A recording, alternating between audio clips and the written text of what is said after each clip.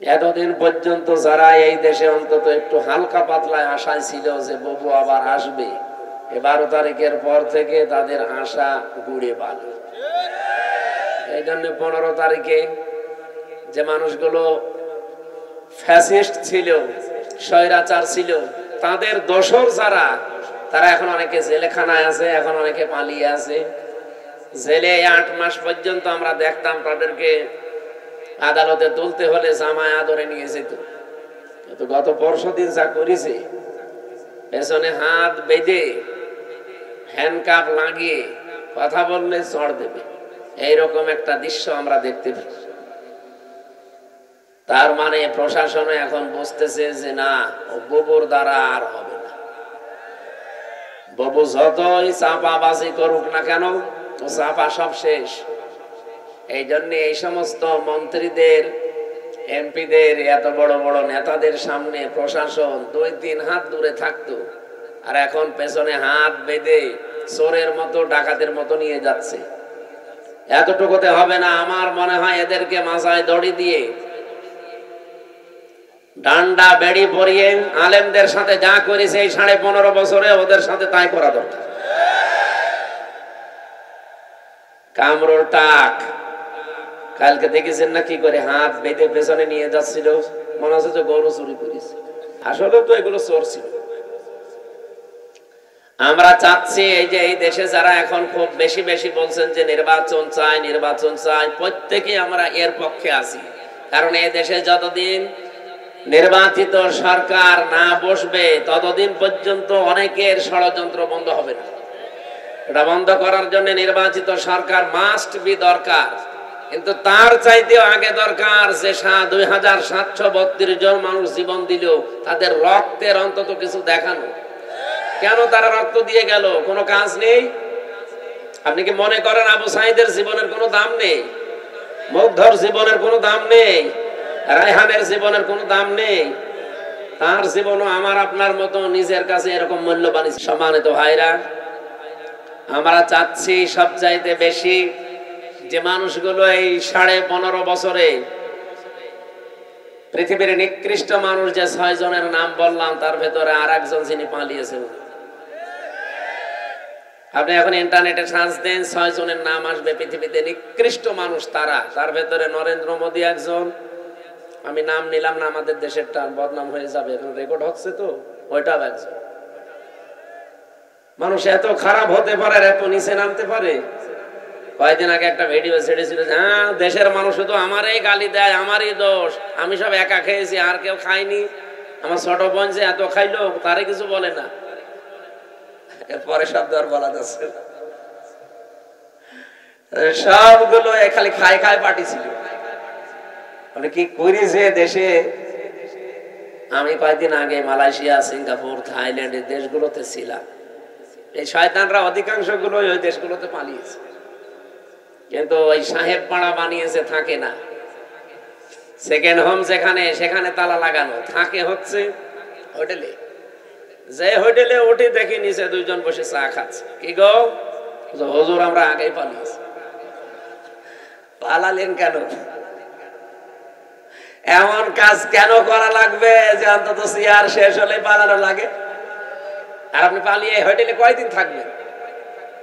আপনার না 620টা বাড়ি, একটা বাড়িতেও তো থাকতে পারেন না। আপনার মাথা খারাপ হয়ে যাওয়ার কথা না যে একটা লোক 620টা বাড়ি, ও এক একটা বাড়িতে যদি 1 বছর করেও থাকে।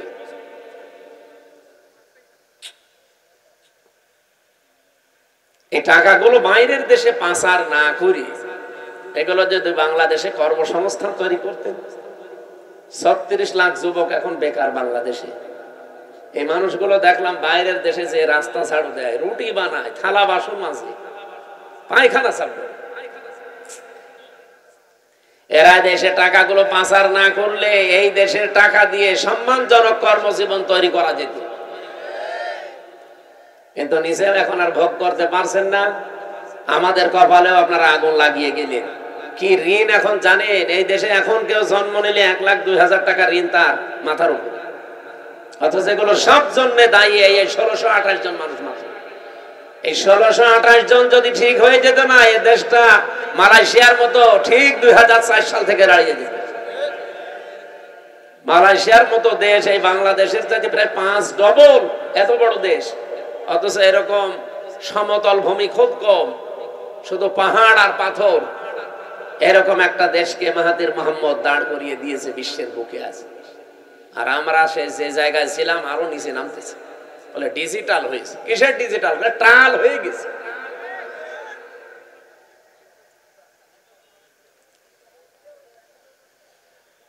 যারা আমরা চাই নির্বাচন কালকেই দিয়ে দেন, কিন্তু 1628 জনের একজনও চেয়ারে থাকা যাবে না। যারা জালেম ছিল, জালেমের দোসর ছিল, সবগুলো তাড়াতাড়ি নামিয়ে দেন, নতুন মানুষ ওখানে বসান। এই 15.5 বছরে যারা বৈষম্যের শিকার ছিল, এই মানুষগুলোকে নিয়ে সেখানে বসান। কালকে নির্বাচন দিয়ে দিন, কালকে সুষ্ঠু হবে। এই 1628 জন কারা? যারা এই 15.5 বছরে এই কাজ কারবার করেছিল। এই শুধু নাটোরের জেলার ডিসি গেছে কুষ্টিয়ায়, কুষ্টিয়ারটা এসেছে কুড়িগ্রাম, কুড়িগ্রামেরটা চট্টগ্রাম, এই পাল্টিয়েছে। এখনো পর্যন্ত জালেমদের যতগুলো বিচারপতি, জজ, সব তারাই আছে প্রায়। এগুলোকে আপনি মনে করেন যেগুলো মানুষ ছিল? এই কালকে একটা বিচারপতির ভিডিও দেখছিলাম, ও এখনো পর্যন্ত হাসিনার কোনো গান গায়। ওর নাম হচ্ছে শেখ আহমেদ জমাদার। আমার মনে হয় ওরা যদি কুকুরও দেখে, কুকুরও ঘৃণা করে। পৃথিবীতে স্বৈরাচার যারা হয়ে যায়, তাদের কয়েকটা ক্ষতি সামনের সম্ভাবনা দেখা দেয়। তার এক নম্বরে পৃথিবীর প্রত্যেকটা সৃষ্টির ভেতরে আল্লাহ একটা ঘৃণা তৈরি করে দেয় তার প্রতি। আপনি তামাম দুনিয়া এখন খোঁজ নিয়ে দেখেন, দুনিয়াতে যারা এখনো স্বৈরাচার আছে, তাদের প্রতি শুধু আমরা না, পৃথিবীর যত সৃষ্টি আছে সবার ভেতরে ঘৃণা তৈরি করে দিয়েছে কে? বলেন। 2 নম্বরে ওরা যখন মারা যাবে দুনিয়া থেকে, ওদের জীবনের কোনো ভালো কাজ আল্লাহ কবুল করেনি, আর সর্বশেষ সে যদি ভালো হতেও চায়, আল্লাহ সেই লাইন বন্ধ করে দেয়। আপনি ফেরাউনের দিকে তাকানো, কিন্তু শেষ কথা এটা বলেছিল, আন্নাহু লা ইলাহা ইল্লাল্লাযী আমানাত বিহি বানু ইসরাঈল ওয়া আনা মিনাল মুসলিমিন। আমি ঈমান আনলাম ওই আল্লাহর উপরে, যার উপরে বনি ইসরাঈলরা ঈমান এনেছে। আমি তো মুসলমান, এরপরও ফেরেশতারা আমারে পানির ভেতরে চুবাই কেন? পৃথিবীর ময়দানে আল্লাহ রাব্বুল আলামিন যত স্বৈরাচারের জীবনী আমি পড়েছি, এই মানুষগুলোর বড় ক্ষতি হচ্ছে ঘৃণা তৈরি করে দেয় সৃষ্টি জগতের ভেতরে তার প্রতি। 2 নম্বরে ওর শেষ ঠিকানা, যেটা জীবনের শেষ দিন পর্যন্ত যখন ভালো হওয়ারও চেষ্টা করে, ওকে আল্লাহ আর ভালো করার রাস্তা রাখে না। এই লোকটা সর্বশেষ বলেছিল যে আমি ঈমান আনলাম, এরপরও ফেরেশতারা আমার এভাবে পানিতে চুবায়। আল্লাহ রাব্বুল আলামিন ডাক দিয়ে বলেন, আল আন, এখন, আকাদা আসাইতা ক্বাবলু ওয়া কুনতা মিনাল মুফসিদিন, এর আগে তুমি বড় সন্ত্রাসী ছিলে, স্বৈরাচার ছিলে, ফ্যাসাদকারী ছিলে। জমিনে তোমার জন্য আমার বান্দা বান্দিরা আতঙ্কে ছিল। এখান থেকে আমি তাফসিরে ফি জিলালিল কোরআনে পড়েছি, পৃথিবীতে কোনো মানুষের কারণে যদি আল্লাহর সৃষ্টি জগৎ আতঙ্কিত হয়ে যায়, ওই লোকটাকে আল্লাহ সবচাইতে বেশি ঘৃণা করে। এটা 15.5 বছর এটা বেশি ছিল। এমন এমন মানুষ আমরা দেখেছি যাদের জন্য মানুষেরা আতঙ্কগ্রস্ত ছিল। কি, আমি তো নাটোরের খবর খুব বেশি জানি না, কিন্তু শিমুল সাহেবের জানি। ওনার নাম শুনলে মানুষ আতঙ্কিত হয়ে যেত। কি জানি না, কিন্তু ভেতরে অবশ্যই এরকম কিছু আছে। দলু সাহেবের মতো মানুষটা ওনার সাথে পেরিয়ে দেয়নি, চিন্তা করতে পারে। দলু বাংলাদেশে যদি 20 জন থাকে, তার ভেতরে একজন অন্তত, আর সে পর্যন্ত এর সাথে পারে নাই। তার মানে এই লোকটা কি আপনারা নিজেরাও ভালো জানেন। ইন্নামা নুমলি লাহুম লিয়াজদাদু ইসমা। মানুষ যখন পাপ করতে করতে সীমা ছাড়িয়ে যায়, আল্লাহ পাক বলেন আলাহুম আযাবুম মুহিন, তার জন্য অপমানজনক নেককার শাস্তি, নেককার অপমানজনক শাস্তি আমি একটার পর একটা রেডি করে রাখি। কোরআনের দুইটা আয়াত আমার কয়েকদিন আগে আমার নজরে এসেছে, এর আগে আমি বহুবার পড়েছি, কিন্তু এইটা এইভাবে যে আছে আমি জানতাম না। বাংলাদেশ সহ বিশ্বের যতগুলো দেশে আমারে নিয়ে গেছে, আমি যেহেতু একটা বড় গ্রুপে ছিলাম, আকিস গ্রুপে, ইনাদের মাধ্যমে বিশ্বের বহু দেশে আল্লামা সাঈদের মতো আল্লাহ রাব্বুল আলামিন ওনাদের ওসিলায় কোরআনের দাওয়াত নিয়ে যতগুলো দেশে গেছি, যতগুলো আন্তর্জাতিক সেমিনারে, বিশ্ববিদ্যালয়ে, আমি এই আয়াতটা আমার নজরে এতদিন হাজার হাজার বার পড়েছি, কিন্তু না, এখন আমার কাছে এই তথ্যগুলো আসার পর একটা আশার সঞ্চার হয়। সূরা আলাম নাসর 5 এবং 6 নম্বর আয়াত একটু ভালো করে শুনেন, দেখেন আপনার কাছে একটা অন্যরকম অনুভূতি আসবে। কোরআনের কথা কোনো মিথ্যা নেই, 100% সত্য, নাকি 98%? হ্যাঁ, আল্লাহ পাক বলেন ফাইন্না মাআল উসরি ইসরা, ইন্না মাআল উসরি ইসরা, দুইবার রিপিট করলেন। আর উসরুন মানে কষ্ট, এই শব্দের আগে আল্লাহ পাক দিয়েছেন আলিফ লাম। কোন শব্দের আগে আলিফ লাম আসলে 4টা অর্থ বের হয়। 1 নাম্বার, এটা নির্দিষ্ট করার জন্য, এটা মারেফা, এর আগে আল্লাহ মা দিয়েছে, এর আগে ইন্না দিয়েছে, এর আগে ফা দিয়েছে। তাফসিরে মুফাসসিরিন ইকরাম 42টার উপরে আমি বসে বসে মিলিয়েছিলাম যে দেখি কোনটার কি বক্তব্য আয়াতের ব্যাপারে। আমার আশ্চর্য লেগেছে, ফি জিলালিল কোরআন মুফাসসির বোঝাতে চেয়েছে পৃথিবীতে কোনো মানুষ যদি একটা কষ্ট সহ্য করে 3টা কারণে, এই এদিকে তাকান, হচ্ছে না, আপনি যদি দুনিয়ায় কষ্ট পেয়ে থাকেন একটা কারণ, কয়টা? না, 3টা। কষ্ট পেলেই হবে না, কষ্ট যদি আপনি পেয়ে থাকেন 3 কারণে। আল্লাহ কষ্টের পরে কথা বলতে গিয়েছেন ইসরা, এর আগে আলিফ লাম দেয়নি, এটা নাকেরা, অনির্দিষ্ট শব্দ। মুফাসসিরিন ইকরাম বোঝাতে চায় আল্লাহর বক্তব্য, দুনিয়াতে যদি কেউ একটা কষ্ট সহ্য করে, কমপক্ষে তার ওই কষ্টের সাথে 70টা সুখ আল্লাহ জড়িয়ে রাখে।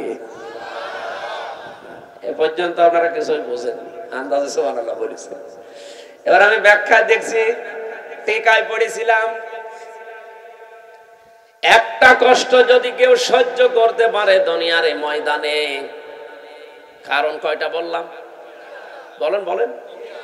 3 কারণের বাইরে যদি কষ্ট পান, তার জন্য আপনার জন্য 70টা সুখ আল্লাহ রেডি করবে না? নেই। হাসিনাও কিন্তু কষ্ট পেয়েছিল, কিন্তু এই 3 কারণের বাইরে। এবার আসেন তো, এই 3 কারণের কষ্ট আমাদের জীবনে আছে কিনা? 1 নম্বরে যদি আপনি কষ্ট পেয়ে থাকেন আল্লাহর জন্যে, 2 নম্বরে রাসূলুল্লাহর জন্যে, 3 নম্বরে মানবতার জন্যে। কষ্ট কয়টা? 3টা বলেন কেন? 1টা। কারণ কয়টা? এই 3 কারণের ভেতরে যে কোনো এক কারণে যদি দুনিয়ায় কেউ একটা কষ্ট পেয়ে থাকে, আল্লাহ যেহেতু মার পরে আলিফ লাম দিয়ে নির্দিষ্ট করে দিয়েছেন কষ্ট একটা, কিন্তু ইসরাটা নির্দিষ্ট নেই। কমপক্ষে 10 থেকে 70টা পর্যন্ত সুখ, শান্তি, কল্যাণ, দুনিয়া আখিরাত মিলিয়ে আল্লাহ তার সাথে জড়িয়ে রাখবে। আর 15.5 বছরে আমরা যারা সত্যি কষ্ট পেয়েছি, কেউ আল্লাহর জন্য, কেউ রাসূলুল্লাহর জন্য, কেউ মানবতার জন্য। এই কথা বললেন না? অবশ্যই এই 3 কারণের বাইরে অনেকে কষ্ট পেয়েছে, তাদেরটা আমি তাফসিরে পড়ি নাই, এজন্য বাদ। এই 3 কারণের যে কোনো একটা কারণে যদি আপনি কষ্ট পেয়ে থাকেন, আল্লাহর কসম, কোরআনের আয়াত, আল্লাহ গ্যারান্টি দিয়েছেন মাআল উসরি ইসরা, অবশ্যই দুনিয়া আখিরাত মিলে আপনাকে 70টা সুখ, শান্তি ভোগ করাবে। শুধু করাবে না, শেষে হর্ষাই আছে, করাবে। এবার যেহেতু আয়াতটা রিপিট করেছেন আল্লাহ, সিস্টেম অপর পৃষ্ঠায় দেখুন, আল্লাহ পাক বলেন দুনিয়াতে কেউ যদি একটা সুখ পায়, আর ওই সুখটা যদি অবৈধ হয়, আবার বলছি, আপনি যদি একটা সুখ ভোগ করেন দুনিয়ায়, আর সুখটা যদি হয় অবৈধ, একটা সুখের কারণে কমপক্ষে ৭০টা দুঃখ, যন্ত্রণা, কষ্ট, অকল্যাণ আপনার সাথে আল্লাহ জড়িয়ে রাখবে। এবার আমি একটা একটা করে উদাহরণ বলছি। পৃথিবীতে অনেকেই কিন্তু সুখ পেয়েছে, অবৈধ সুখ। যেমন এই যে পরকীয়া প্রেম করে সুখ পায় না, না এই এলাকায় সব নেই? যারা পরকীয়া প্রেমে লিপ্ত আছেন, আপনিও সুখ পেয়েছেন, শান্তি পেয়েছেন, কিন্তু এটা কি বৈধ না অবৈধ? বলেন বলেন। এরকম অবৈধ সুখ একটা যদি ভোগ করে থাকেন, আপনাকে আল্লাহ কষ্ট দেবে, দুঃখ দেবে কয়টা? ৭০টা। আমি এবারে মিলান, এই ১৫.৫ বছরে যারা ক্ষমতায় ছিল, বৈধ ভাবে না অবৈধ? তাহলে সুখ তারা পায়নি। বলেন বলেন, যত সুখ পেয়েছে সব বৈধ সুখ না অবৈধ? আপনি এবার হাসিনা থেকে শুরু করে যারা ছিল বলেন, এই ১৫.৫ বছরে যদি অন্তত ৫০টা সুখ পেয়ে থাকে, আমি কি সুখের নামগুলো বলবো? আরে সুখের নাম বলার দরকার কি? আপনি তো সুখ পেয়েছেন। বাবা শাহজালাল সব হালাল করে নিয়েছিলেন। যেটা আপনার না, জোর করে সেটা আপনি দখল করে নিয়েছিলেন। নবীজির হাদিস আমি পড়েছিলাম প্রথমে, এটা হযরতে আবু যর থেকে বর্ণিত। বিশ্ব নবী বলেন, মানিদ্দাআ মা লাইসা লাহু ফালাইসা মিন্না ওয়ালিয়াতাবাব্বা মাকআদাহু মিনান নার। মুসলিম শরীফের হাদিস। এদিকে তাকান। এক নম্বরে নবীজি বলেন, দুনিয়ার এই ময়দানে যেটা তোমার না, জোর করে যদি ওটা কেউ জোর জবরদস্তি করে দখল করে নেয়, দুইটা শাস্তি তার জীবনে মাস্ট বি হবে। এক নম্বরে ওই দিন থেকে ফালাইসা মিন্না, ও আমার উম্মত থেকে বের হয়ে গেছে। দুই নম্বরে ওয়ালিয়াতাবাব্বা মাকআদাহু মিনান নার। আল্লাহ পাক বলেন, নবীজি বলেন, এটা মুসলিম শরীফ যে নবীজির কথা, ও নিজের জায়গা যেন জাহান্নামে একটা লিখে বরাদ্দ করে রেখে দিয়েছে। হ্যাঁ, এখানে হাদিসের ব্যাখ্যায় মুহাদ্দিস যারা, তারা ব্যাখ্যা করতে গিয়ে দিয়েছেন, যে জিনিস আপনার না, ওইটা যদি আপনি আবার নিয়ে নেন, আপনার জন্য এই দুইটা শাস্তি। কিন্তু আপনার জিনিস যদি কেউ দখলে রাখে, ওইটা যদি আপনি ফেরত নেন, এটার জন্য আপনার ওই দুইটা শাস্তি নেই। বোঝেননি? আমি জানি না। আপনার যে জিনিস দখল করে নিয়েছে একজন, আপনি যদি এখন কিছু পেয়ে ওইটা আবার নিজের আয়ত্তে নিয়ে নেন, আপনার জন্য হাদিসে বর্ণিত ওই দুইটা শাস্তির একটাও হবে না। কিন্তু যে জিনিস আপনার না, জোর করে যদি আপনি নিজের দখলে দুনিয়ায় নিয়ে নেন, আপনি ওই দিন থেকে নবীর উম্মতের বাইরে চলে গেছেন। আপনি নামাজ পড়তে পারেন, রোজা রাখতে পারেন, হজ করতে পারেন, কিন্তু নবীর উম্মত আপনি আর নেই। হ্যাঁ, কিন্তু ওটা যদি আপনারই ছিল, দখল করেছিল একজন, সেটা আপনি আবার ফেরত পেয়েছেন, আপনার জন্য শাস্তি না? এই বাংলাদেশে অনেকের নামে আমরা দেখি, খালি চাঁদাবাজির কথা শুনলে, একজনের জিনিস নিয়ে নিয়ে, এটা শুনলে খালি এক দলের প্রতি আর এক দলের প্রতি এই যে কাদা ছোড়াছড়ি চলছে। আরে ভাই, আপনাকে আগে বাস্তবতা বোঝা লাগবে। যে লোকটার কাছ থেকে 15.5 বছরে আপনি কত কিছু নিয়েছেন, নিজের বিবেককে জিজ্ঞাসা করেন। এই মানুষগুলো যদি এখন সেগুলো ফেরত পায়, ফেরত নিয়ে নেয়, সে তো আর জোর জবরদস্তি করে নিয়েনি, তার নিজের জিনিস সে নিয়েছে। এরকম কিছু যদি হয়ে থাকে, তাহলে হাদিসের এই দুইটা শাস্তি তার জন্য না। আমি আবার বলছি, আপনি এই আমি নিজে একজন ভিকটিম।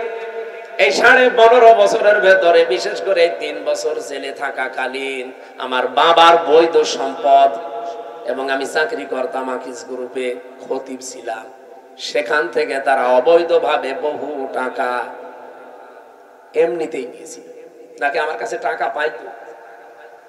বলেন।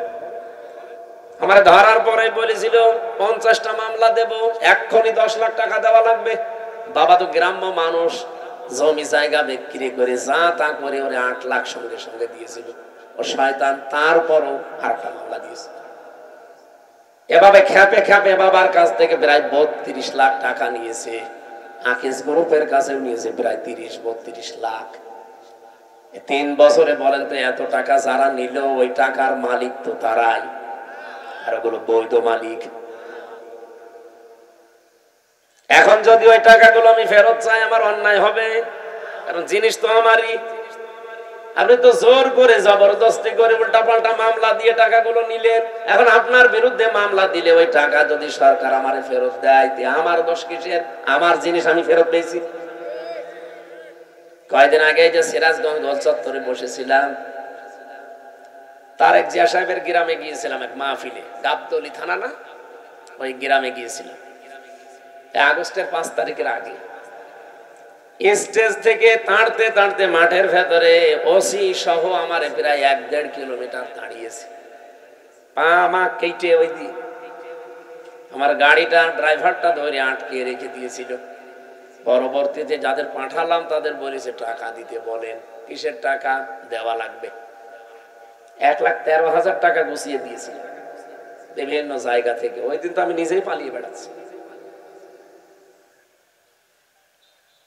মে মাসের মনে হয় শেষের দিকে হবে। আগস্টের 5 তারিখের পরে যেই দেশ পরিবর্তন হয়ে গেছে, ওর নামে বিভাগীয় মামলা হয়েছে। ওর এখান থেকে পাঠিয়ে দিয়েছে কক্সবাজারের টেকনাফে। ওর বন্ধু এখানে চাকরি করে, আর একজন খোঁজ পেয়েছে যে আমার মাহফিল সিরাজগঞ্জে, ওই জায়গা থেকে চলে এসেছে। এসে আমি চা খাচ্ছিলাম, হঠাৎ করে এসে বলছো, হুজুর আসসালামু আলাইকুম, আমারে মাফ করে দেন। কে আপনি? বলছে আমি সেই ওসি আজাদ। আরে ভাই আপনারাই খুঁজছি, এদিকে আসেন। আপনারাই খুঁজতেছি। আরে যে বেকার আমার গাড়িটা আটক করে নিয়ে এতগুলো টাকা নিলেন, আর আমার যে তাড়া দিয়েছিলেন, আমার বিভাগীয় মামলা হয়েছে, আমার চাকরি মনে হয় থাকবে না, আমারে দিয়েছে সেই বান্ধব কি কক্সবাজারের টেকনাফে।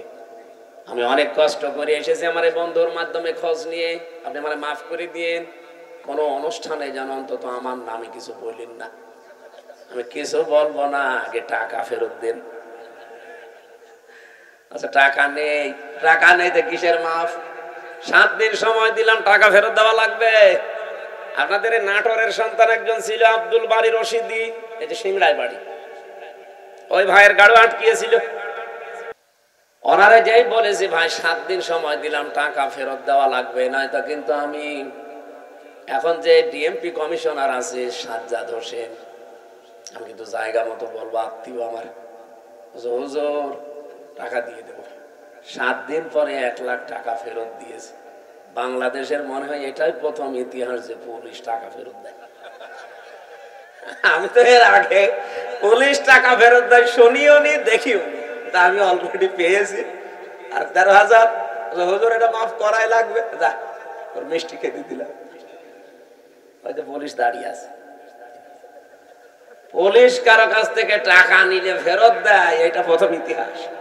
এখন ওই টাকা যে ফেরত দিল, আমি কি জোর করে নিয়েছি নাকি আমার টাকা আমি নিয়েছি বলেন? এইরকম করে যারা এই 15.5 বছরে বহু টাকা বিভিন্ন জায়গায় দখল করে নিয়েছিলেন, ওই টাকা এখন আমাদের ফেরত দেন। আমি আশা করছেন কি বোঝাতে চাই আপনি বুঝেছেন। সুতরাং যারা এতদিন মাল কামিয়েছেন, বাংলায় বললাম, এই টাকাগুলো যার কাছ থেকে নিয়েছেন তার ফেরত দিয়ে দেন। নাই তো সে আপনার কাছে যে নেবে, তখন তার নামে আপনি বদনাম বের করবেন, উনি জোর জবরদস্তি করে, সাদাবাজি করে, সাদাবাজি করেছে, তার জিনিস ফেরত দিয়েছে। এরকম যত জায়গায় যার জিনিস ছিল সবগুলো ফেরত দেন। ইসলামী ব্যাংক যাদের, তারা ফেরত পেয়েছে। আরো কিছু আছে, আমরা চাই সবগুলো তার ফেরত দিয়ে দেন, নিজে দুনিয়া থেকে মুক্ত হন।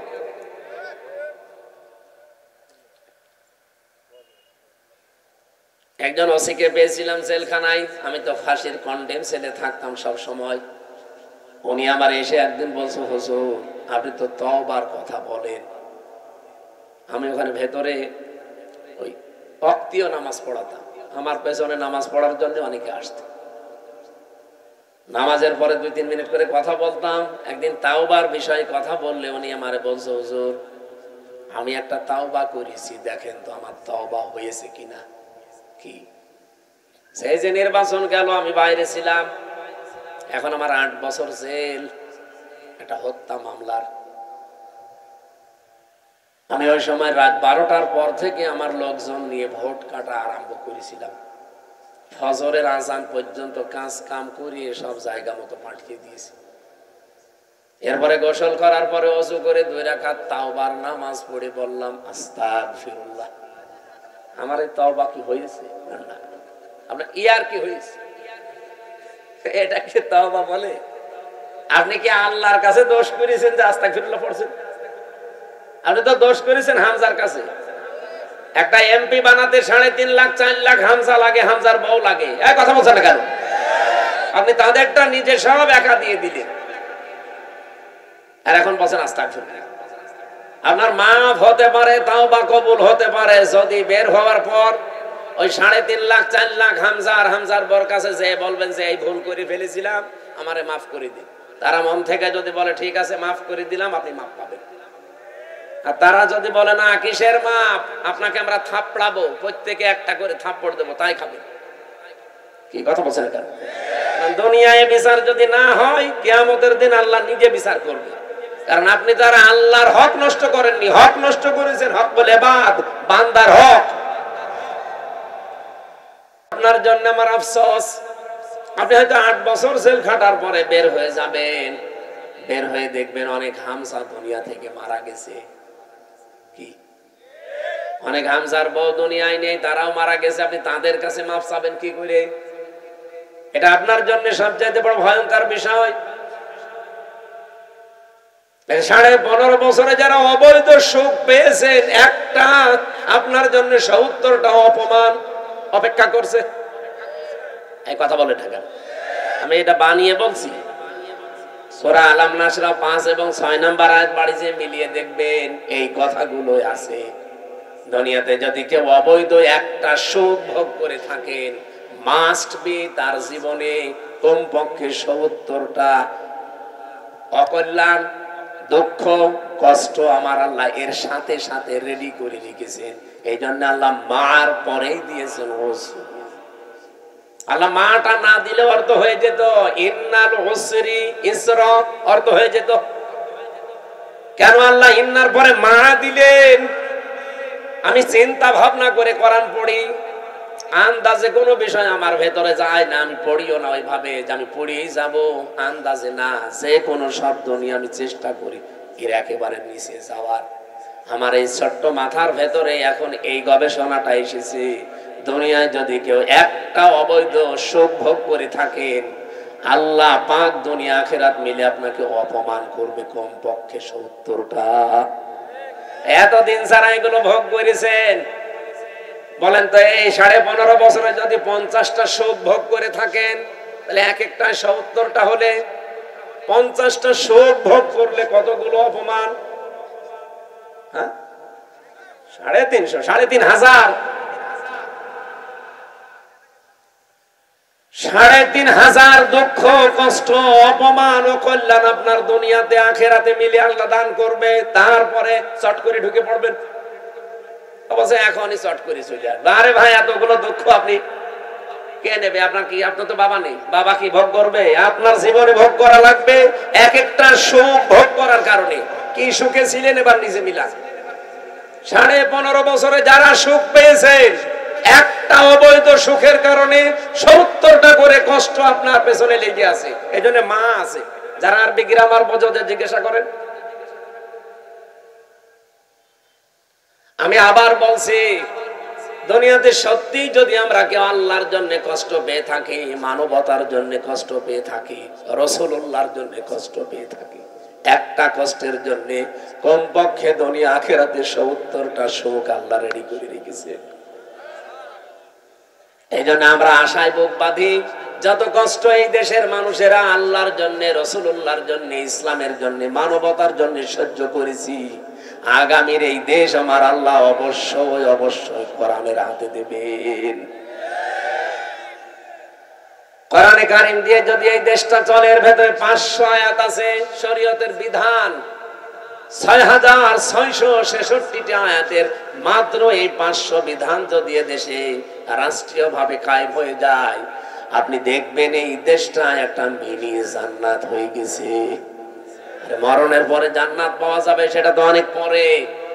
প্রতিদিন যে দোয়া করেন রব্বানা আতিনা ফিদ দুনিয়া হাসানা ওয়া ফিল আখিরাতি হাসানা ওয়া কিনা আযাবান নার, আল্লাহ দুনিয়া দাও আগে, এরপরে আখিরাত দিও। কেউ কি আগে বলে আখিরাত দিও তারপরে দুনিয়া দিও? বলে কেউ? কেউ বলে না। আর আল্লাহ ওইভাবে শেখানো নি, উনি শিখিয়েছেন ধারাবাহিক।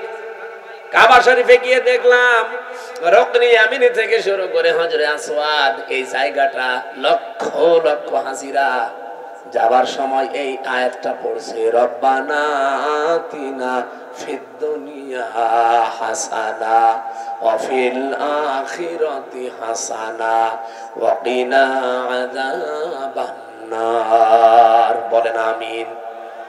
দুনিয়ায় আগে শান্তি দরকার। দুনিয়ায় শান্তি, স্বস্তি, নিরাপত্তা যদি সত্যি আমরা পেতে চাই, এটার বিকল্প দুনিয়ায় কিচ্ছু নেই। কারণ বহু মানুষ চেষ্টা করেছে এর আগে এটা বাদ দিয়ে, শান্তি দিতে পারে নাই। আপনি তাকান এই পৃথিবীর দিকে, কত মানুষ শান্তি দেওয়ার জন্য চেষ্টা চালিয়েছে, কিন্তু কাঙ্ক্ষিত মানের শান্তি দিতে পারে নাই। উন্নত দেশগুলোতে আপনি মনে করেন খুব শান্তিতে আছে, কোরআনের আইন বাদ দিয়ে না। আমি বাইরের দেশগুলোতে, আমাদের নরসিংদীর বাবুরহাটের মতো শান্তি পাইনি। রাত 8টা, 8:30টার পরে বড় বড় মার্কেট গুলো, শপিং মল সব বন্ধ করে দেয়, কারণ নিরাপত্তা দেওয়ার মতো তাদের হাতে কোনো মাল ম্যাটারেস নেই। এত পাহারাদার, এত উন্নত প্রযুক্তি, এইটা যদি থাকে, তারপরও তো বাংলাদেশে এটা এখন নেই। মানে নরসিংদী বাবুরহাটে রাত 12টা, 1টা, 2টা নেই, দেখেন মানুষ কিভাবে ব্যবসা করছে। হযরত ওমর জানিয়েছিলেন কোরআনের 500 আইন যদি পৃথিবীতে কায়েম হয়ে যায়, হাজরে আসওয়াদ থেকে হাজরা মাউত পর্যন্ত, সানাই থেকে হাজরা মাউত, এ বিশাল রাস্তা, একজন সওদাগার লক্ষ লক্ষ টাকার মালামাল নিয়ে চলতে থাকবে, একজন যুবতী মেয়ে পোড়া শরীরে গহনা গাঁটি নিয়ে চলতে থাকবে, ওর মনের ভেতরে একটা ভয় কাজ করবে না, শুধু আল্লাহর ভয় বাদে অন্য কারো। আমরা তো ওই রকম পরিবার চাই, ওই রকম সমাজ চাই, ওই রকম দেশ চাই। টেকনাফ থেকে তেতুলিয়া পর্যন্ত একজন মানুষ লক্ষ লক্ষ টাকা নিয়ে আসবে, ওর মনের ভেতরে চিন্তার ভয় থাকবে না, চুরির ভয় থাকবে না, কোন ডাকাতির ভয় থাকবে না, একটা ভয় থাকবে কার? বলেন বলেন। মিনি জান্নাত হয়ে যাবে দেশটা। ওই দৃশ্যটা আমরা চোখে দেখতে চাই। জীবনে প্রতিদিন আমার মনে হয় এই দোয়াটা আমি অন্তত যে কোনো একবার করি, আল্লাহ পৃথিবীতে কিছুই যদি তোমার কাছে কবুল না হয়, 3টা বছর বিনা কারণে জালেমদের জিন্দানখানায় বন্দী ছিলাম, কষ্ট তো কম বেশি পেয়েছি, ওরা আর আমাদেরকে আরো বেশি কষ্ট দিয়েছে। আমি তারেক জিয়া সাহেবের পিএস জনাব মিয়া নুরউদ্দিন অপু ভাই, ওনার বন্ধু গিয়াসউদ্দিন মামুন ভাই, এই 2 জনের সাথে আর আল্লামা মামুনুল হক, এই 4 জন আমরা পাশাপাশি ছিলাম 3 বছরে। মিয়া নুরউদ্দিন অপু ভাই আর মামুনুল হক, এই 2 জনের যে স্যাক্রিফাইস আমার প্রতি আমি জীবনও বলতে পারবো না। এজন্য যেখানে যাই আমি অপু ভাইয়ের জন্য, মামুন ভাইয়ের জন্য, মামুনুল হকের জন্য আগে দোয়া করি নেই, আল্লাহ পাক দুনিয়া আখিরাতে তাদের যেন উত্তম পুরস্কার দান করেন। বহু কষ্ট পেয়েছে লোকগুলো বিনা কারণে, বিশেষ করে অপু ভাইয়ের মতো মানুষ। এখন পরিবর্তন হয়ে গেছে যতটুকু, কি কষ্ট দিত এই মানুষগুলো। 24 ঘন্টা সিসি ক্যামেরা লাগিয়ে, 2 জন পাহারাদার আমাদের 4 জনের জন্য আলাদা বসা, 24 ঘন্টা তালা লাগানো, ফাঁসির কন্ডেম সেলে। মনে হচ্ছে আমরা কি করেছি। খালি ওনাদের তারেক জিয়ার সাথে সম্পর্ক আর আমাদের ইসলামের সাথে সম্পর্ক, এই আমার কি দোষ পেয়েছিল বলে? আমারে মামলা দিয়েছে, আমি নাকি আনসারুল্লাহ বাংলা টিমের প্রধান, কি অসাতা আমি জানি। সেই ভুয়া মামলা দিয়ে 3 বছর রেখে দিল। আরে জেলে দিলেও তো থাকা যায়, নাটোরে তো জেলখানা, জেলা কারাগার গুলোতে থাকা আর বাড়িতে থাকা প্রায় সমান। কিন্তু আমাদের এই গেছিল হাই সিকিউরিটি জেলে, ফাঁসির সেল, কন্ডেম সেল, ওর ভেতরে আবার 24 ঘন্টা তালা লাগানো। কিছু পড়তেও দিত। একবার কারারক্ষী দেবদুল্লাহ বললাম যে স্যার একটা বই নিয়ে এসে দিতে পারেন না? হুজুর আমার সুন্দর সুন্দর বই আছে, একটা নিয়ে দেব। এসে দেখি দিয়েছে বঙ্গবন্ধুর আত্মজীবনী। এটা পড়ে করবো কি? না, অনেক জ্ঞান আছে এর ভেতরে। পড়েছিলাম, ওরাটা কি করবো, কোনো বই নেই তো, সারাদিন সারা রাত ওই বই। কয়েকদিন পরে থেকে আবার দায়িত্বে এসেছে, বললাম যে ওই বই শেষ হয়ে গেছে, আর একটা ভালো বই নিয়ে এসে দিন। এবার নিয়ে এসে বঙ্গবন্ধুর ছেলেবেলা। আপনি আর বই পান না? ওখানে বঙ্গবন্ধু কর্নারে শুধু এই বই আছে। পরের দিন আর একটা বই দিল, বঙ্গবন্ধুর চীন সফর। রাগ করে বললাম আপনি আর কোন বই নিয়ে আসবেন না, আপনি যদি পারেন, হিন্দু মানুষ তো আপনার কাছে তো বলে লাভ নেই, কোন মুসলমান কারারক্ষী অন্তত দায়িত্বে আসুন। আশরাফুল বলে একজন আসলো, ওর এখানে নাম লিখে মনে করলাম যাক, এরা আর কিছু না খান, হালকা পাতলা ইমান তো আছে। বললাম যে ভাই আপনি একটু তাফসীর নিয়ে এসে দেন তো। সারাদিন এই বসে থাকা, 24 ঘন্টা তালা লাগানো, আপনি তো একটু সূর্যের আলো নিতে দেন না। আল্লাহর ইশারা দুইটা তাফসীর নিয়ে এসেছে দেখি, ফিজিলালিল কোরআন আর তাফহিমুল কোরআন। এই পৃথিবীতে 42টার উপরে তাফসীর আছে, সবচাইতে বেশি আমি ভালোবাসি এই দুইটা তাফসীরকে, আর আল্লাহও মিলিয়ে দিয়েছে এই দুইটাই। ওখান থেকে বসে বসে যতগুলো বিষয় আমি নোট করেছিলাম, ওরা তো লিখতে দেয়নি, ভালোভাবে চুরি করে করে যা করেছিলাম ওইটা আজকের তেলাওয়াত কৃত আয়াতের ভেতরে হালকা আছে। আমরা এবার কোরআন থেকে আরম্ভ করি নাকি নাকি কষ্ট হয়ে যাচ্ছে, একটু বেশি সময় হয়ে গেল। জবান খুলে সূরা মুলকের 2 নাম্বার আয়াত, মাত্র একটা আয়াত পড়েছি। এ মাথার ভেতরে আয়াত নিয়ে যত কথা সাজানো আছে, সারা জীবন যদি বলা যায় তাও শেষ হবে না, এত কথা আছে আয়াত। আমরা তাফসীর আকারে পড়বো এবং তাফসীর আকারে বলবো ইনশাআল্লাহ। জবান খুলে কোরআনের সোনালী আয়াত পড়েন। আউযু বিল্লাহি মিনাশ শাইতানির রাজিম। বিসমিল্লাহির রহমানির রহিম।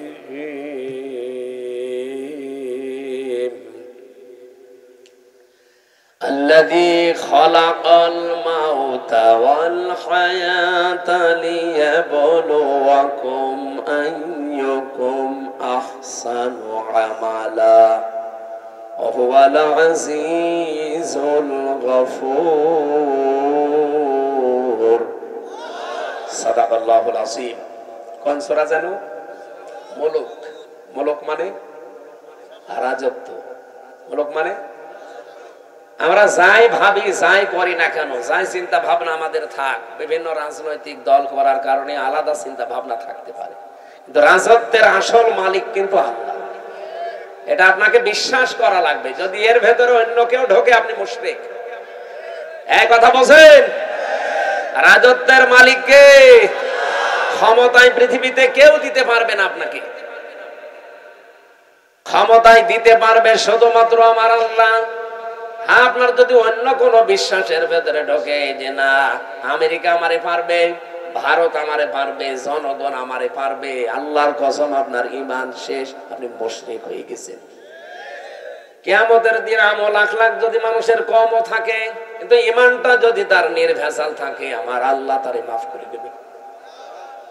আমল আপনি গাড়ি গাড়ি করেছেন, কিন্তু ঈমানের ভেতরে যদি ভেজাল থাকে, ওয়াকাদিমনা ইলা মা আমিলু মিন আমালিন ফাজআলনাহু হাবাআম মানসুরা। এই পৃথিবীতে কোন মানুষ যদি শিরিক যুক্ত আমল নিয়ে আল্লাহর কাছে হাজির হয়, যে এই দেখেন ওর আমলটা দেখার পরে আল্লাহ ধুলি কণার মতো ওর মুখের উপরে নিক্ষেপ করবে। আল্লাহর এক বান্দা আয়াতটা নিয়ে চিন্তা করছিলেন। এক বাজারে গেছে বাজার করার জন্য, হঠাৎ বাজারওয়ালা দোকানদারকে 100 টাকার একটা নোট দিয়ে বাজারগুলো সদাইগুলো দিয়ে দেন। মানে এভাবে উলট পালট করে বলছে, হুজুরে টাকা চলে না, অচল টাকা, এর মাঝে যে একটা দাগ থাকার দরকার ওটা নেই, এটা জাল টাকা, ভেজাল, আপনি নিয়ে যান, অন্য সময় দিয়ে যাবেন। যেই বলেছে এটা জাল অচল, উনি সেন্সলেস হয়ে গেছে। লোকজন এসে বলেছে দোকানদার এই লোকটাকে মেরেছেন, বলছে না আগে ওর হুঁশ ফেরান। পানি দিয়ে বাতাস দিয়ে যখন হুঁশ ফিরিয়ে এসেছে, পরে জিজ্ঞাসা করছে ভাই আপনি অজ্ঞান হয়ে গেলেন কেন? লোকটা বলছে, দেখেন ওকে আমাকে কিচ্ছু বলে নাই, মারিও নাই, বকাবকিও করে নাই, শুধু টাকা দিয়েছিলাম। টাকাটা উলট পালট করে বলছে এটা জাল টাকা, চলে না। আমার জীবনে একটা ধাক্কা লেগেছে যে আমারও তো একটা টাকার নোট আছে, তার নাম হায়াত। তার নাম কি বলেন বলেন? আমার তেলাওয়াত কিন্তু আয়াতের দ্বিতীয় শব্দ কিন্তু এটা, আল্লাযী খালাকাল মাউতা ওয়াল হায়াতা। আল্লাহ বলেন আমি তোমাদের মউত আর হায়াত বানিয়েছি। লোকটা ডাক দিয়ে বলছে আমারও একটা হায়াত আছে, একটা নোট আছে টাকার, তার নাম এই 50, 60, 70 বছরের হায়াতের জিন্দেগি। আমি যদি এখনই মারা যাই, রব্বুল আলামিন যদি আমার হায়াতটা হাতে করে বলে বান্দা এটা অচল, চলে না। এর ভেতরে শিরিকের কিছু দেখতে পাচ্ছি, এর ভেতরে মানুষ ঠকানো আমল দেখতে পাচ্ছি। এইরকম ভেজাল আমল দিয়ে, এরকম ভেজাল জীবন দিয়ে আমার জান্নাতে যাওয়া যাবে না। এই চিন্তা করে আমি সেন্সলেস হয়ে গেছি। ও নাটোরবাসী, আমরা কোথায় আছি বলেন তো? তারাও তো মানুষ ছিল। কুল্লু নাফসিন যায়িকাতুল মাউত ওয়া ইন্নামা তুওয়াফাউনা উজুরাকুম ইয়াউমাল কিয়ামাহ। সূরা আলে ইমরান 4 নাম্বার পারা 13 নাম্বার পৃষ্ঠা 13 নাম্বার লাইনের 185 নাম্বার আয়াতের প্রথম অংশে আছে। এটা তাফসীর ইবনে কাসিরে পাবেন। রব্বুল আলামিন বলেন প্রত্যেকেই কিন্তু মারা যাবে। এদিকে তাকান। এখানে যারা আমরা আছি খুব বেশি হলো আর 60 বছর 70 বছর, খুব বেশি হলো 100 বছর পরে একজন থাকবেন না। নতুন মানুষ এই জায়গায় এসে জমিন চাষ করবে, কথা বলেন না কেন? মানে 100 বছর পরে আমরা যারা এখানে আছি নারী পুরুষ সবাই কবরের বাসিন্দা। মাত্র 100 বছর। আর যদি 200 বছর পরে আপনি এই নাটোরের এই জাঠিয়ান এলাকায় এসে যদি বলেন এই বাড়ি আমার, ওই বাড়িতে ওই সময় যারা বসবাস করবে তারা আপনাকে চেনে না কি? আর আপনিও তাদেরকে চেনেন না, কিন্তু বাড়ি ঘর আপনার, আপনি চিনতে পারছেন। এখন এসে যদি বলেন এই বাড়ি আমার, আল্লাহর কসম আপনাকে ঢুকতে দেবে না। আমি আমার নিজেরটা বলছি, এই যে কোরআন আমার সামনে, আমি জেলখানায় গিয়ে এগুলো আরো বেশি উপলব্ধ করতে পেরেছি, কারণ একা একা থাকতাম। আমার বাবার নাম রিয়াজউদ্দিন, তার বাবার নাম জাহান আলী, তার বাবার নাম নমাজ আলী। এরপরে আমি আর চিনি না, সত্যি কথা বলছি, এরপরে পুরুষ আমি আর চিনি না। আর আমি নমাজ আলীকে দেখি নাই, আমি জাহান আলী পর্যন্ত দেখেছি। এখন এই নমাজ আলীর বাবা মাত্র 70-72 বছর আগে মারা গেছে। এই লোকটা এখন যদি এসে বলে কুষ্টিয়ায় এই 2 তলা বাড়ি আমার, এই ভিটা আমার, ওর দাঁত মুখ খুলে ফেলবো না। বন্ডামি করা যায়? কিসের নমাজ আলীর বাবা আপনি? আমি তো নমাজ আলীকে চিনি না। এক কথা বলছেন না কেন? বলেন তো আমার বাবা রিয়াজউদ্দিন, জাহান আলী, নমাজ আলী, তারপরে আমি চিনি না।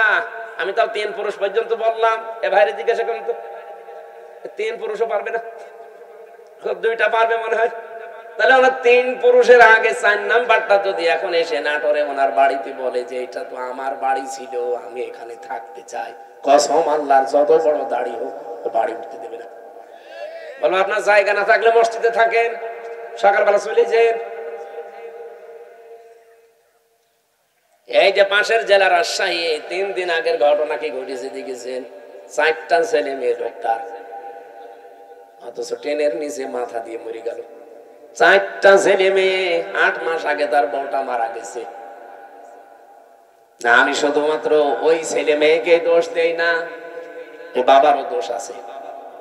কারণ কোরআনে কারিমের যে নির্দেশগুলো ছিল সন্তান হওয়ার পরে 11টা, আপনি খালি জন্ম দিয়ে ছেড়ে দেবেন তা না। ওই 4টা ছেলে মেয়েকে যদিও কোরআনে বর্ণিত 11টা শিক্ষা দিত, যে বৌমা 2টার কারণে লোকটা আত্মহত্যা করলো, ওই রকম বউ ছেলেরা 14টা বাদ দিয়ে দিত।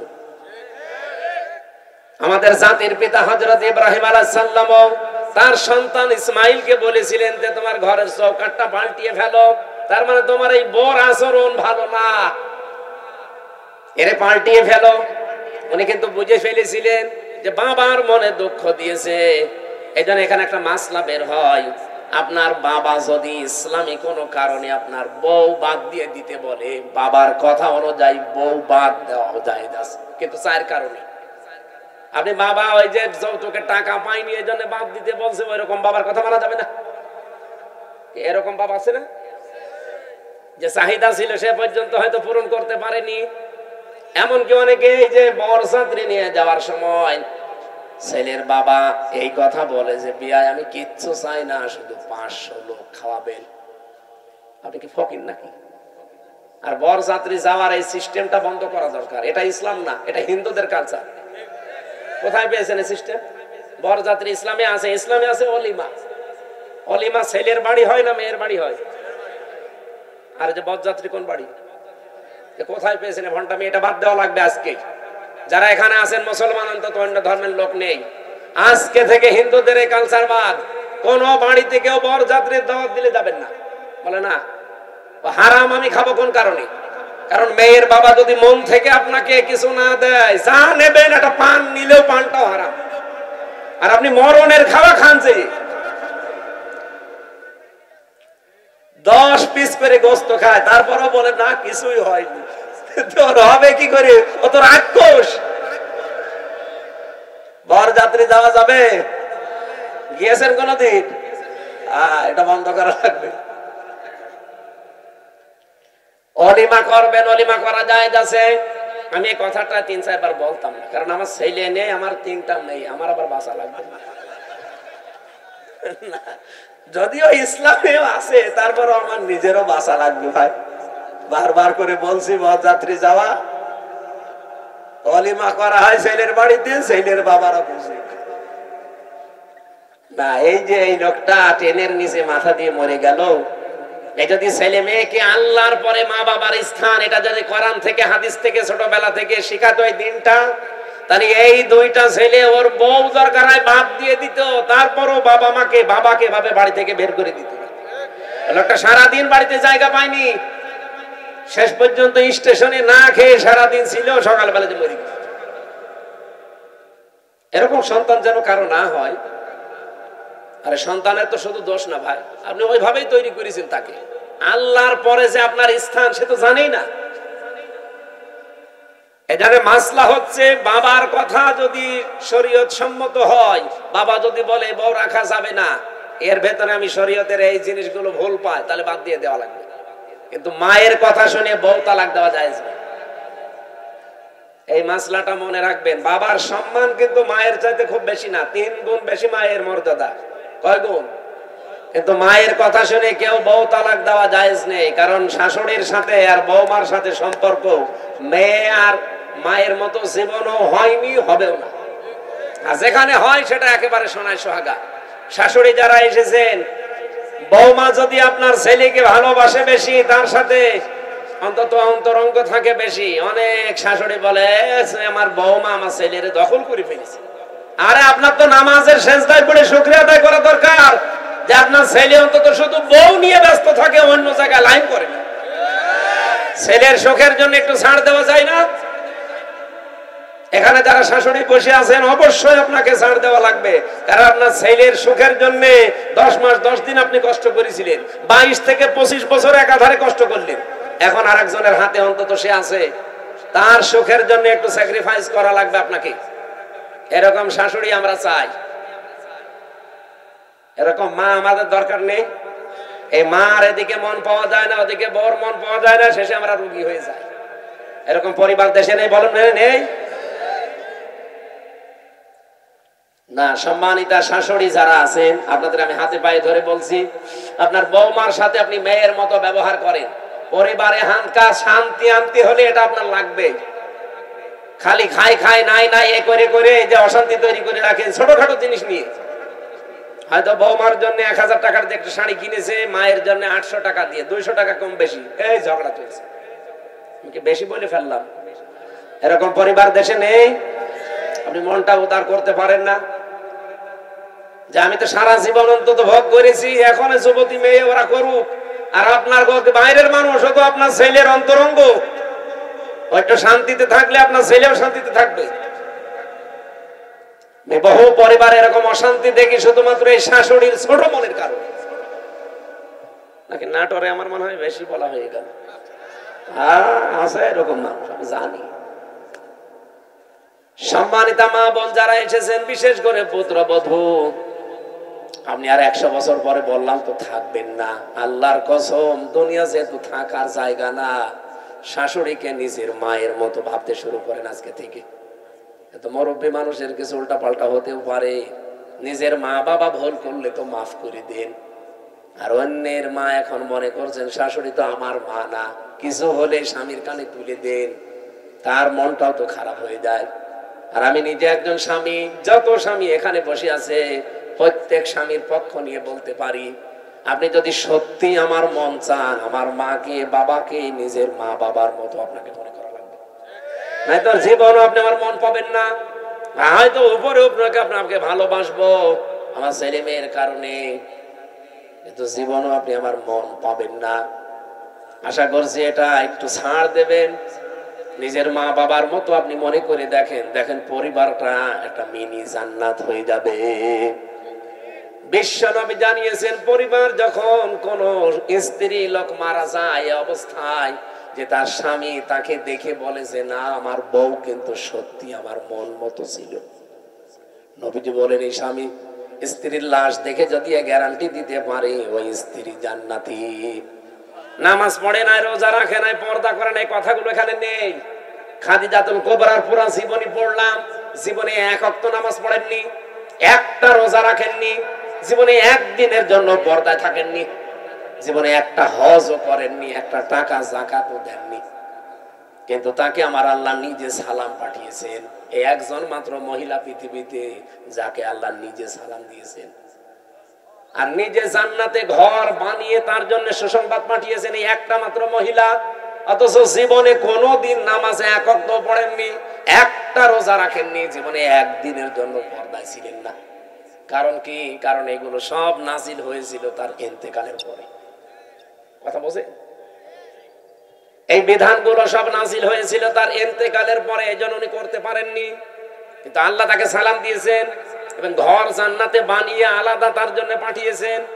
এমন একটা ঘর খাদিজার জন্য আল্লাহ বানিয়ে রাখলেন যে ঘরের ভেতরে কোনো নয়েজ নেই, কোনো আওয়াজ নেই, গোলমাল মুক্ত। তার জীবনী পড়তে গিয়ে আমি ব্যাখ্যায় পেয়েছি এটা একটাই মাত্র কারণ। কি? একটাই মাত্র কারণ, হযরতে খাদিজাকে আল্লাহ জান্নাত দেওয়া, সালাম দেওয়া, যে জীবনে কোনোদিন তিনি স্বামীর মনে একদিনের জন্য দুঃখ দেয়নি। স্বামী যখন বাইরে থেকে আসতো, ঘরটা নয়েজ মুক্ত রাখতেন, আওয়াজ মুক্ত রাখতেন, একটা নির্মল শান্ত পরিবেশ তৈরি করে দিতেন ঘরটায়, মনে হচ্ছে বাইরে থেকে এসে জান্নাতে আছে। আল্লাহ এত খুশি হয়েছিলেন স্বামীর এই আচরণটায়, নিজে সালাম তো পাঠিয়েছেন, আবার জান্নাতে ওরকম একটা আলাদা ঘর বানিয়ে সুসংবাদ পর্যন্ত দিয়েছে। আমি নিজে স্বামী সহ যত স্বামী এখানে বসে আছি, আমি গ্যারান্টি দিয়ে বলতে পারি, একটা স্বামী এখন হাত তুলতে পারবেন যে জীবনে কোনোদিন একদিনের জন্য আমার স্ত্রী আমাকে একটা দুঃখ দেয়নি? হাত তোলেন তো। নেই।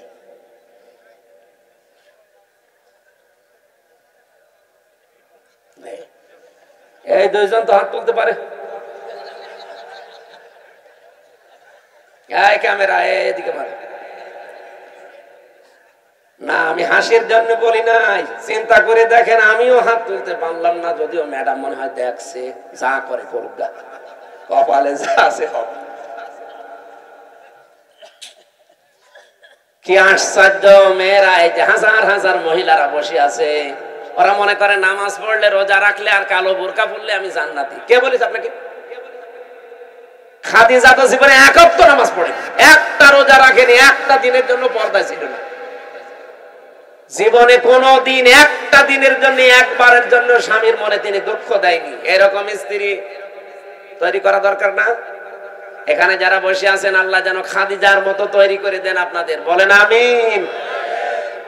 না, সিস্টেমটা যদি উল্টিয়ে ফেলি, ওরা যদি বলে হুজুর এটা একটু বলেন তো, এখানে এমন কোন স্বামী আছে কিনা যে জীবনে একদিনের জন্য স্ত্রীকে একটা দুঃখ দেয়নি?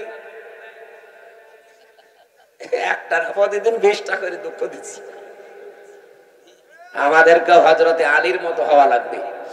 আল্লাহ আমাদেরকে এই মানুষগুলোর জীবনে সামনে রেখেছেন কেন? শিক্ষা নেওয়ার জন্য। পরিবারটা জান্নাত হয়ে যাওয়ার কথা, অথচ 100টার প্রায় 99টা পরিবার এখন শান্তি নেই। সে আলেম বলেন, হুজুর বলেন আর জেনারেল বলেন, সবগুলো এখন অশান্তি, এই শুধু ছোট মনের কারণে। আমি দুনিয়ার একটা হিসাব দিচ্ছিলাম, আমি নিজের দাদা দাদার বাবাকে পর্যন্ত আর চিনতে পারছি না। 200 বছর পরে আমিও যদি কুষ্টিয়ায় আমার ওই বাড়িতে এসে বলি এই বাড়ি আমি বানিয়েছিলাম, আল্লাহর কসম 200 বছর পরে যারা ওখানে বাস করবে আমারে কুষ্টিয়ায় ঢুকতে দেবে না। এই হচ্ছে দুনিয়া। আল্লাহ এর পরের অংশে দিয়েছেন, ওয়া ইন্নামা তুওয়াফাউনা উজুরাকুম ইয়াউমাল কিয়ামাহ। ও পৃথিবীর মানুষেরা, বুঝে শুনে কাজ কারবার করবা, যা করো না কেন এইটা কিন্তু তোমারে দেওয়া হবে, যা করবা এইটাই তোমাকে দেওয়া হবে। ফামান যুহজিহানিন নার, এইটা বলার জন্য আমি এ পর্যন্ত আসলাম, ভালো করে শুনবেন। ফামান যুহজিহানিন নার ওয়া উদখিলাল জান্নাতা ফাকাদ ফাজ।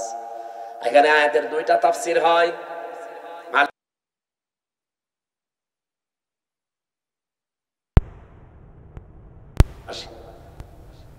হয়তো 2-3 দিন 5 দিন 7 দিন খাওয়া দাওয়া হাফ হয়ে যাবে, খেয়ে না খেয়ে পার করবে। 4 মাস 10 দিনের ভেতরে দেখবেন সব স্বাভাবিক হয়ে গেছে।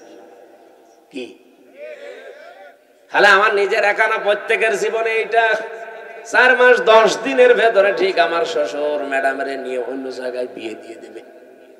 কি মাত্র 4-5 দিন সংসার করার পরে ওর বাবার কল দিয়ে বলবে, আব্বা হামজা তো আর কি ছিল, এখন যেটা দিয়েছে এটা 100 গুণ ভালো। এই হচ্ছে দুনিয়া। আল্লাহ এটা আমাদের বুঝিয়েছেন যে আমাল হায়াতুদ দুনিয়া ইল্লা মাতাউল গুরুর। যে হায়াত শব্দটা আছে না, এইটার ব্যাখ্যা করার জন্য আমি আয়াত পড়লাম। আপনাদের কষ্ট হচ্ছে নাকি ভাই? আর আধা ঘন্টা থাকা যাবে না? অনেক ব্যস্ত মানুষ আছে তো, এই জন্য আমি তাড়াতাড়ি করছি, এরা আবার চলে যাবে তো। আমার ভাইরা, আল্লাহ রাব্বুল আলামিন শুরু করলেন, আয়াতের শুরু থেকে দেখবেন, আল্লাযী খালাকাল মাউতা ওয়াল হায়াতা। আমি এমন আল্লাহ কি তোমাদের মউত আর হায়াত আমি বানিয়েছি। এবার চিন্তা করেন, আল্লাহ আয়াত শুরু করার আগে কিন্তু হায়াত আগে দেননি, আগে দিয়েছেন মউত। কি দিয়েছেন? মুফাসসিররা তাফসীর করতে গিয়ে লিখেছেন, আল্লাহ পাক মানুষকে জানাতে চেয়েছেন, পৃথিবীর মানুষেরা পৃথিবীর যত উপরে ওঠো না কেন এই কথা সব সময় মনে রাখবা যে আমার মরা লাগবে।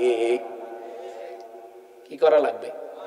আমি প্রধানমন্ত্রী না, আমি সারা পৃথিবীর যদি মডেল হয়ে যায়, এই চিন্তা সব সময় পেছনে রাখবা যে আমার মরা লাগবে। তাহলে দুনিয়ার জীবনটা পরিচ্ছন্ন থাকবে তোমার। মৃত্যুটা এত কঠিন বিষয়,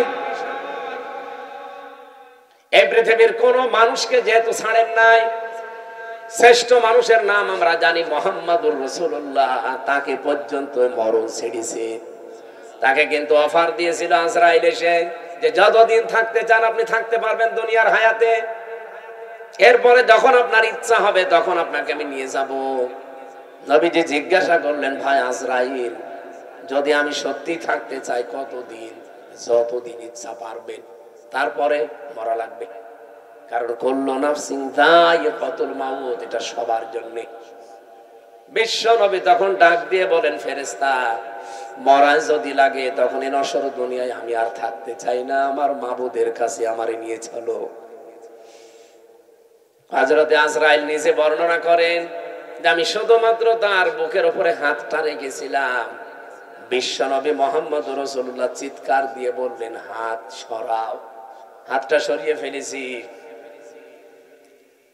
ফেরেশতা বলে, হুজুর আমি আজ পর্যন্ত পৃথিবীতে কারো কাছে জান কবজের অনুমতি চাইনি, আজকেই প্রথম।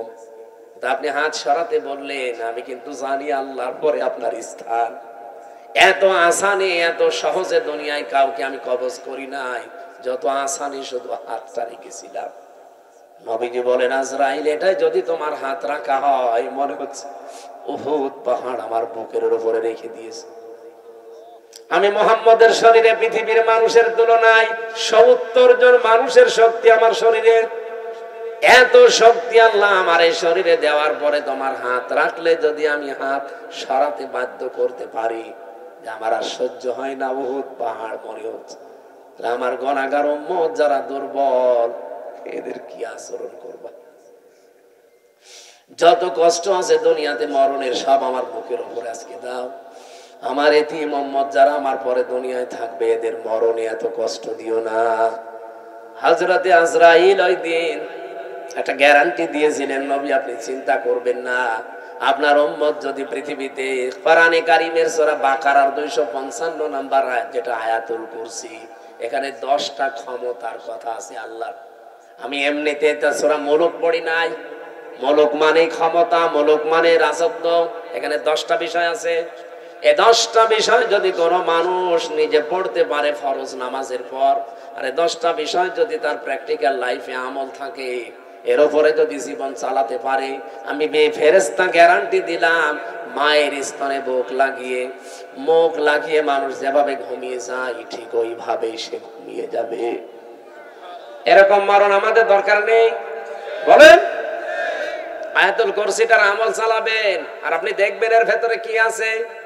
আমার যদি আয়াতুল কুরসির আলোচনা আজকে থাকতো, এই 10টা বিষয়ের ক্ষমতার বিস্তারিত বর্ণনা বলতাম।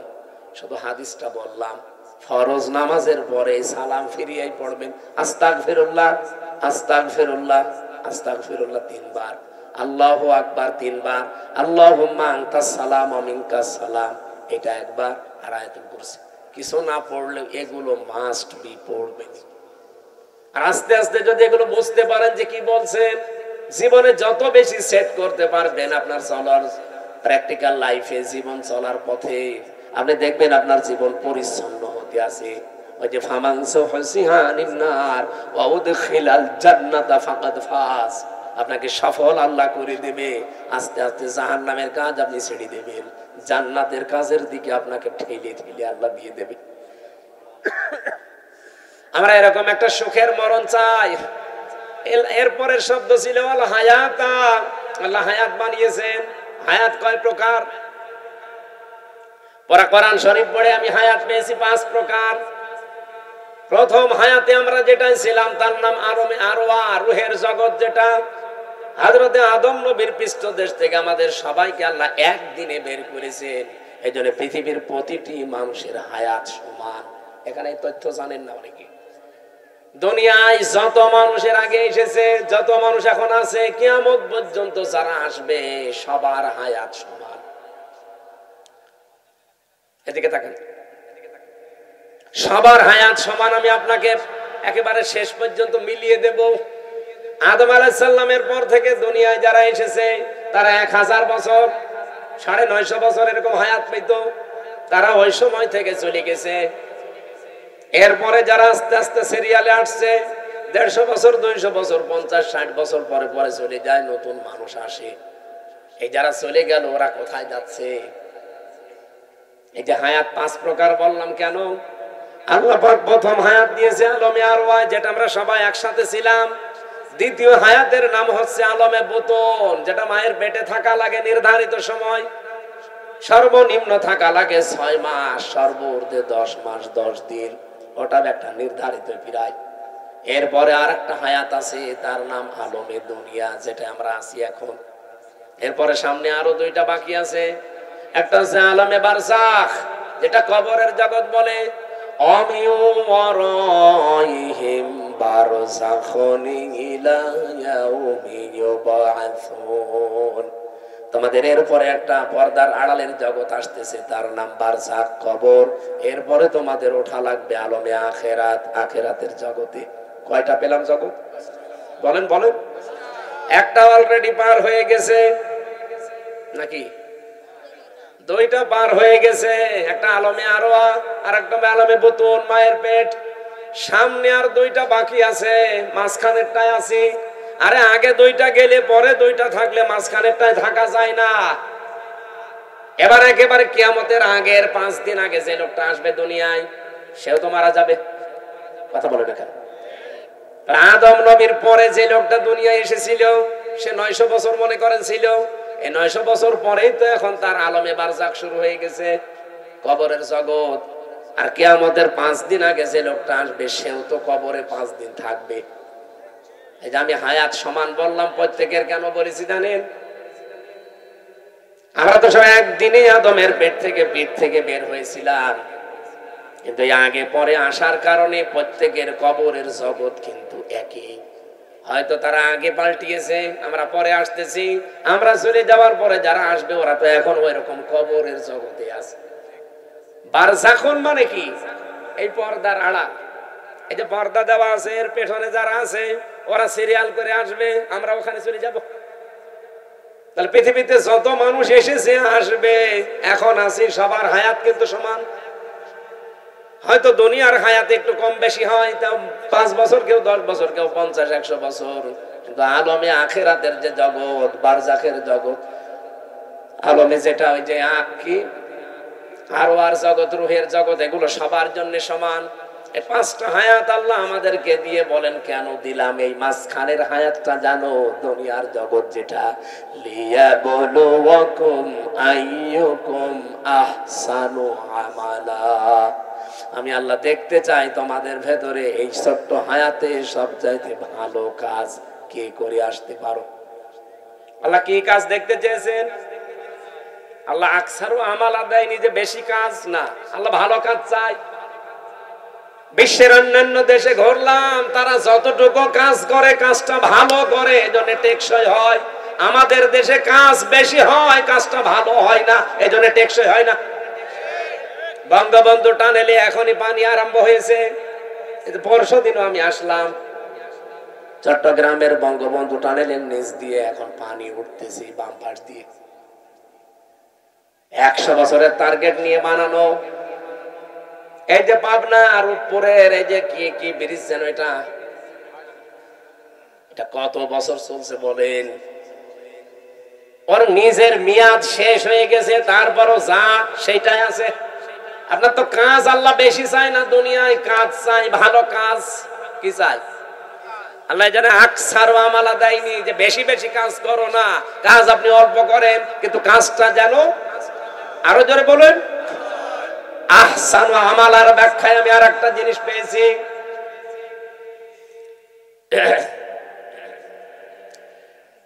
মরণের পরে যেহেতু একটা জিনিসের হিসাব আল্লাহ নিজে ধরবেন, তার নাম ওই যে মিজান। আমরা নাম শুনি যে মিজানের পাল্লায় আল্লাহ মাপ দিবেন। মিজানের পাল্লায় মাপবে না? কি মাপবে? আমল। বলেন বলেন। আমল মানে কাজ। কে বলেছে আমল মানে নেকি? নেকির আলাদা শব্দ আছে, আর সাওয়াবুন মানে নেকি, আর আমল মানে। কিয়ামতের ময়দানে তাহলে আমল মাপ দেবে।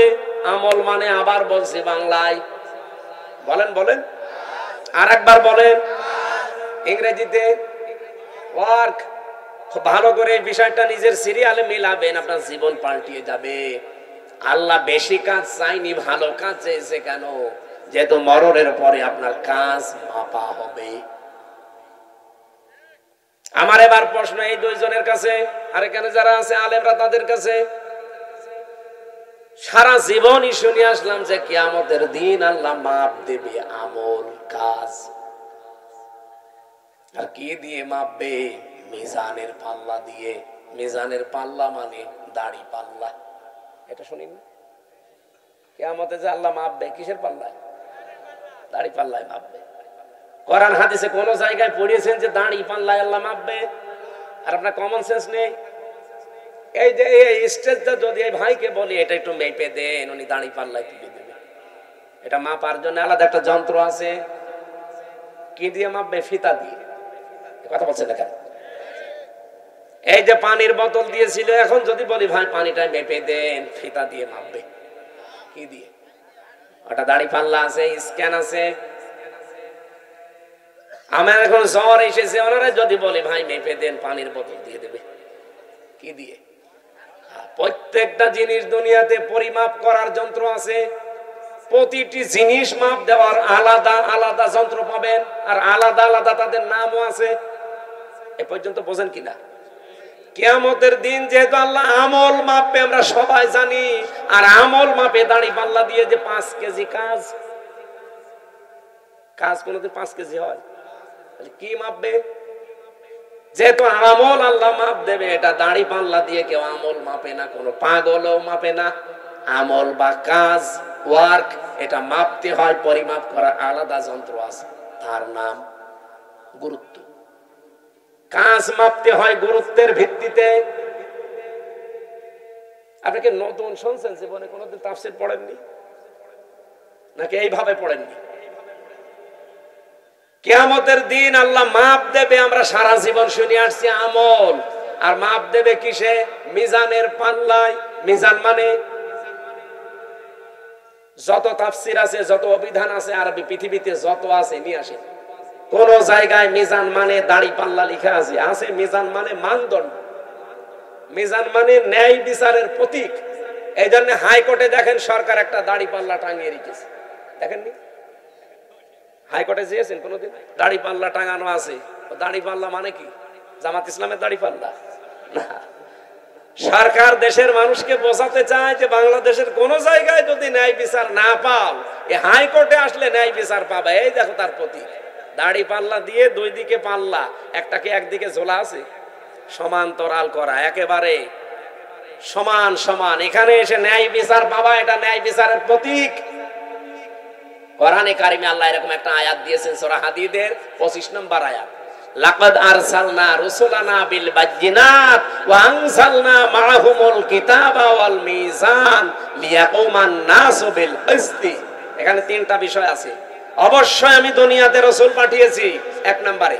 2 নম্বরে তাদের সাথে মিজান দিয়েছি। মিজান মানে মানদণ্ড, ন্যায় বিচার করার জন্য মানুষের ভেতরে মানদণ্ড কি হবে সেটা আমি দিয়েছি, তার নাম কি? তাহলে এখানে মিজান মানে মানদণ্ড, ন্যায় বিচারের একটা প্রতীকের নাম মিজান। আর আমরা সবাই এখন জানলাম, যারা শিক্ষিত মানুষ জিজ্ঞাসা করে দেখেন, প্রত্যেকেই বলবে কাজ মাপতে হয়, আমল মাপতে হয়, এটা দাড়ি পাল্লা দিয়ে না, এটা মাপতে হয় গুরুত্বের ভিত্তিতে। আপনি কাজটা গুরুত্বপূর্ণ কিনা সেটা আল্লাহ দেখবে। এখানে গুরুত্বপূর্ণ কি কাজ বলে?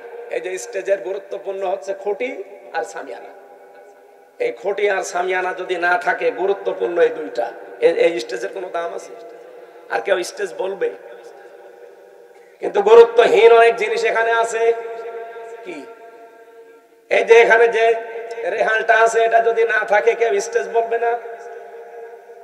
এই যে মাইকটা আছে, এই টেবিলটা আছে, এখানে যে সামিয়ানা দিয়ে রেখেছেন সুন্দর করে, যে লাল কার্পেট, এগুলো যদি না থাকে, ফুল দিয়েছেন, লাইট দিয়েছেন, বলেন তো এগুলো গুরুত্বপূর্ণ না গুরুত্বহীন? এত সহজ করে বাংলা ভাষায় বোঝানোর পরও যদি না বুঝছে, আমার মনে হয় আপনাদের কোরআন শরীফ, বুখারী শরীফ দেওয়ার হবে না, এখন বাকারি শরীফ লাগবে। তাছাড়া কিভাবে বলবো বলেন তো? সারা জীবন কি শুনে আসলো যে কিয়ামতের দিন মিজানের পাল্লায় আমল মাপবে। আমল মানে কাজ। এই কেজি এইদিকে 5 কেজি গোনা তুলে দেবে, এইদিকে 6 কেজি নেকি তুলে দেবে, একদিকে ভার হয়ে যাবে, জান্নাতে চলে যাবে। আরে ভাই, আমল কাজ মাপে মানুষ দাড়ি পাল্লা দিয়ে? কোন পাগলে বিশ্বাস করবে? কাজ মাপতে হলে গুরুত্বের ভিত্তিতে মাপা লাগে। আমি এই ভাইকে বললাম, ভাই কুষ্টিয়ায় যান, এই কাজটা করে আসেন। বিকালে বেলা দেখে উনি কাজে না যেয়ে ওই নাটোরের মোড়ে মার্বেল খেলছে। আমার কথার গুরুত্ব দিয়েছে? কাজের গুরুত্ব দিয়েছে? আল্লাহ পৃথিবীতে গুরুত্বপূর্ণ কাজ দিয়েছেন আমাদের জীবনে 500টা। কয়টা? এই কোরআনে আছে 6666টা আয়াতের 500 আয়াত শরীয়তের বিধান গুরুত্বপূর্ণ, যেটাই খুঁটি আর সামিয়ানার মতো।